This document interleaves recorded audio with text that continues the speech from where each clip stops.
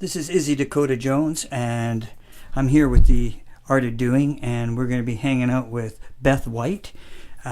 She's got a brand new project called Breathe in the Sky.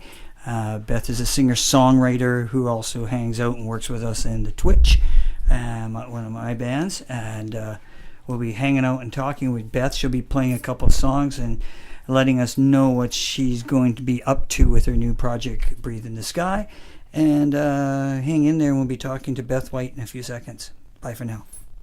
Hey, this is Izzy Dakota Jones, and I'm here with my podcast, The Art of Doing, and I'm here with Beth White, and she's got her own little project happening called Breathe in the Sky. How you doing, Beth? Great. How are you, Izzy? Pretty good. So tell me, Beth, how long have you been songwriting for, and where do you get your inspiration from? Oh, dang. Let's see. I've been songwriting since I was 16, so that's about 13 years. 13 years, yeah. So, yeah. Okay, 13 years. So what comes first a lot of times? Does the music come first? Do the lyrics come first? Or do they sometimes all come together? How is it for you? Where does the magic come from? If I'm writing on my own, it's generally the lyrics, and then I try to make the music behind it. Music isn't my strong suit, so I usually like to collaborate with people that are better at the background musical side. Yeah. But no, it's generally the lyrics that come first. I've had a few where it all just kind of came together, but right. It's not really my strong suit. Right. Okay. Now, tell me a little about Breathe in the Sky. What's the concept, and where you think you're going to take this project? Breathe in the Sky is my baby. I love Breathe in the Sky. So basically, when I started, it was very much a duet that I did with my brother. We were called Two White, and we wrote together. And that kind of evolved into a full band. So this is basically the evolution of that full band. So it's the same songs. A lot of them were originally mine, and Johnny came up with the music for some of them. And we got a few more people into the band. And yeah, so it's just kind of the evolution of what were my songs and Johnny and I's songs. So we like to branch it out into all of the different types of music that I like. So there's a lot of them. There's some pop punk in there, a little bit of metal. We go pretty folky bluesy quite a bit. But yeah, where I'd like to take it, I just love to play. So the further I take it is just the more opportunities that we can get to actually hop on stage and engage with the audience and just kind of share our message, sort of thing. So where is your some of your inspirations come for your songwriting? Where does it come from? The lyrics, say, for instance. A lot of it comes from struggle, really. So whether that's external stuff that's happening with the world or internally. So I deal with a lot of mental illness, which I know is definitely something that's coming out a lot more lately in the public. We're starting to acknowledge mental illness a lot more, but it's kind of something that I've always dealt with. So a lot of my songs are kind of about that internal struggle or how I deal with that internal struggle. I've got a couple of songs that I wrote ironically. Those are the funny ones, but yeah. So you put some humor into a stressful situation, basically, right? For a couple of them, yeah. One of my first songs called Make Him Cry, I'm going to play it later. Basically, I was in this relationship. It was my first one. The guy was like a really stable, rational guy. That's what I liked about him.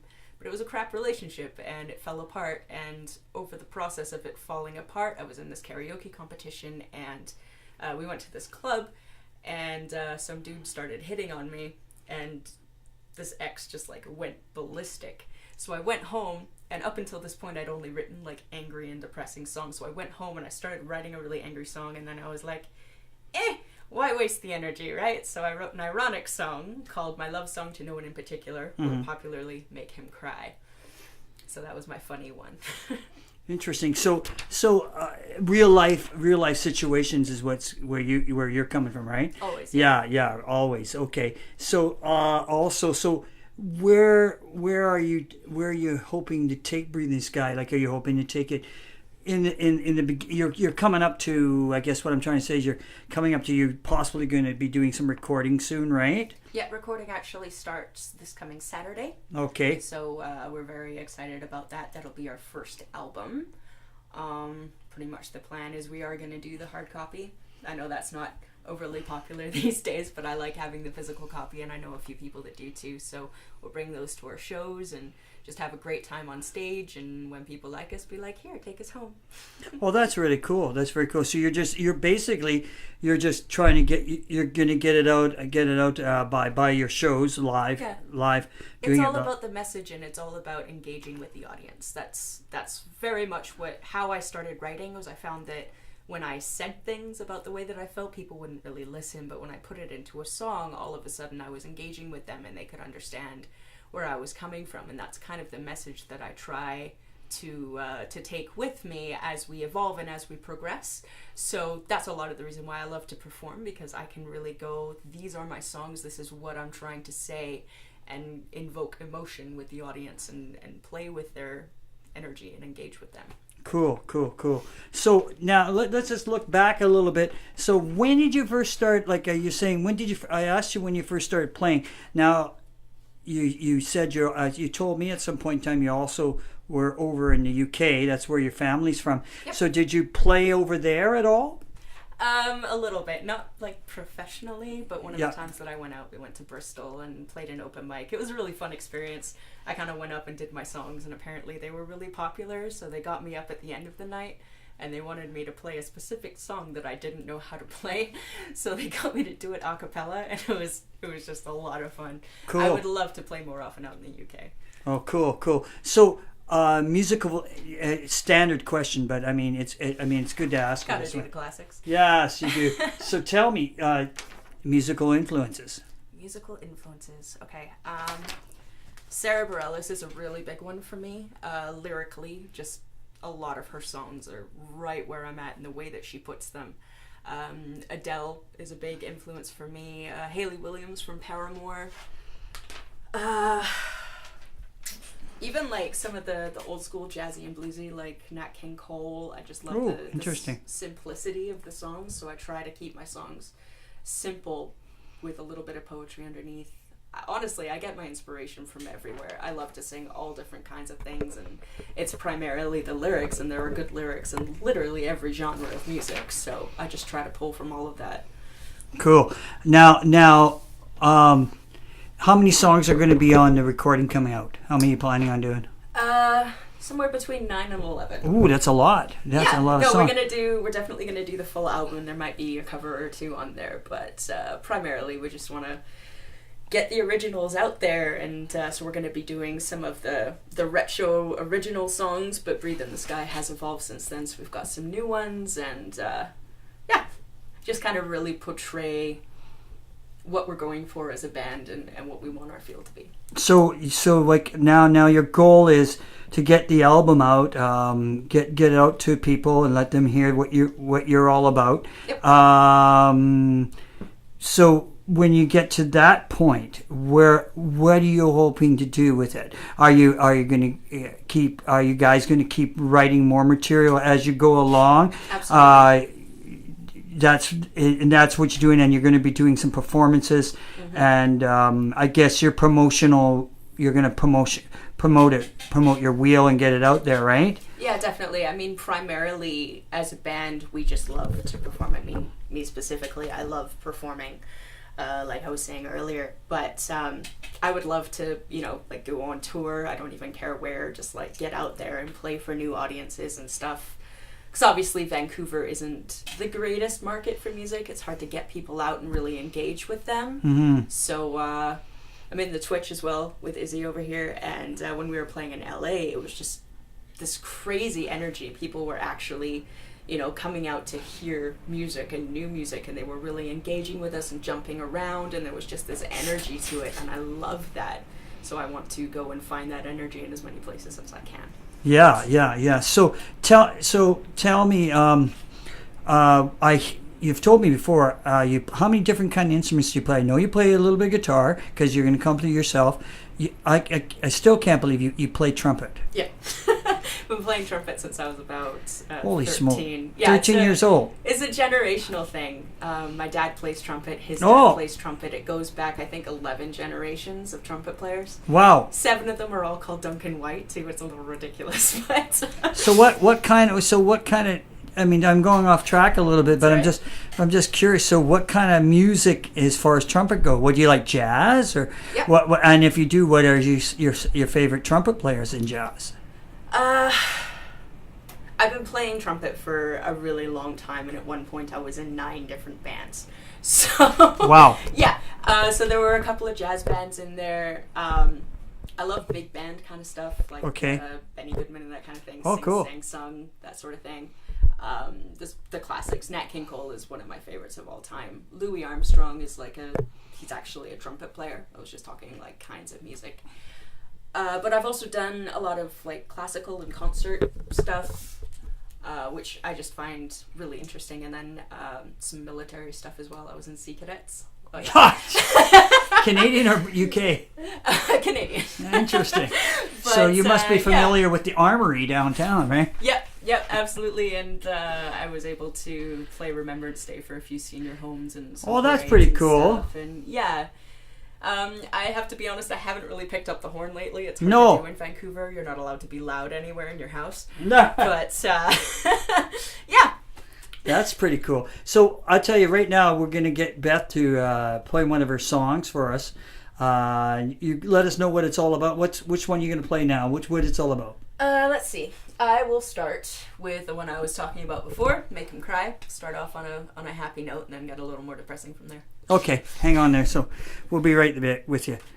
All right, this is my funny song. It is called My Love Song to No One in Particular, Make Him Cry.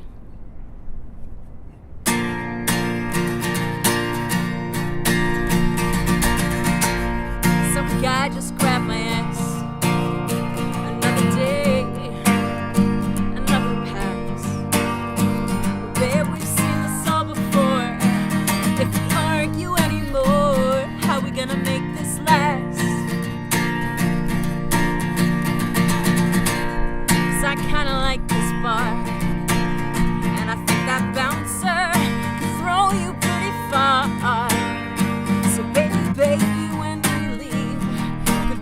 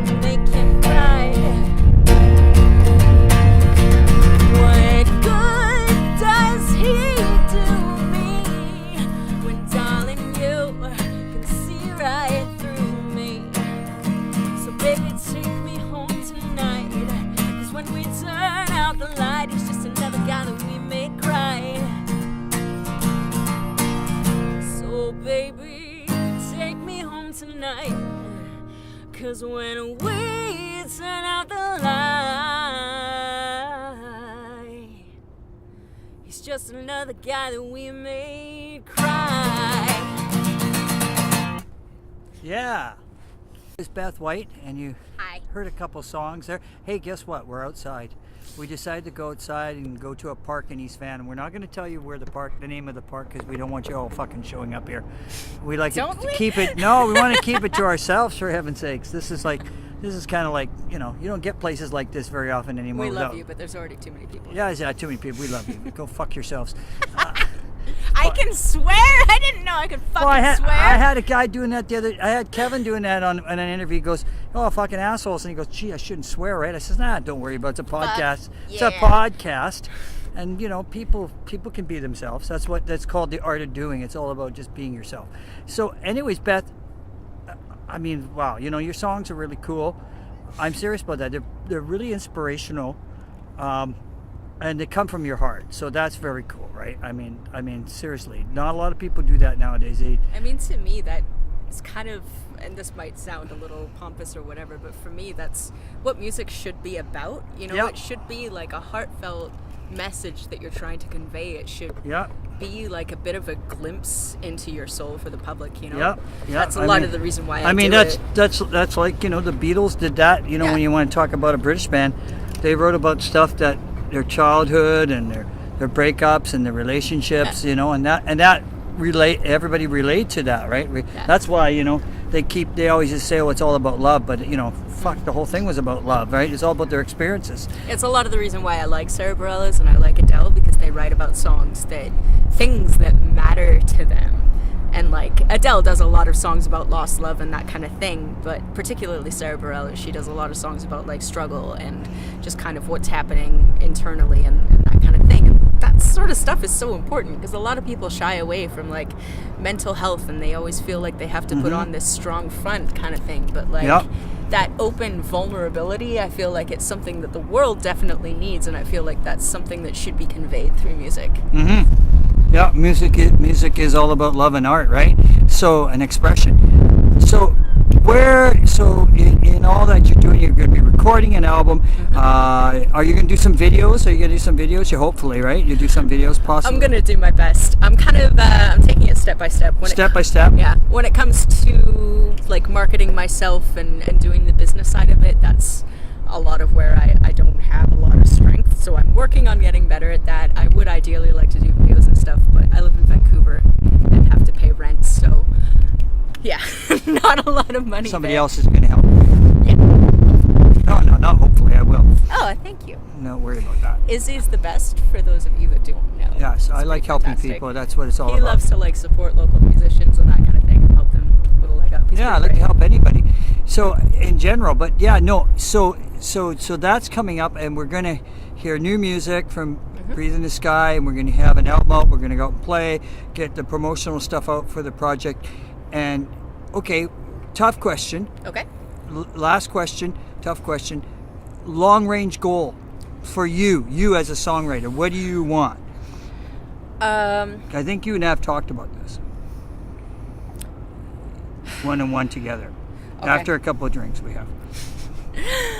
A few. I think ideally what I would really like, because when I first started writing music, it was a lot more authentic, because I didn't know that anybody would listen to it, so it was like very much just about me, and I feel very curious. Yeah, and I feel like a part of that has been lost as I've kind of been performing more, and more people have been hearing my songs. And honestly, I would really like to kind of let that ego go and just get back to that purist type of mentality. I would really love that. I would love to put out more albums, and I just want to perform. I love performing so much. I love the authenticity of it. I like the live moments and that kind of thing. So just performing as much as I can, touring if I can, and putting out the albums and writing more songs, and just being confident that what I have to say, people want to listen to it. That's a really important thing that I need to get back.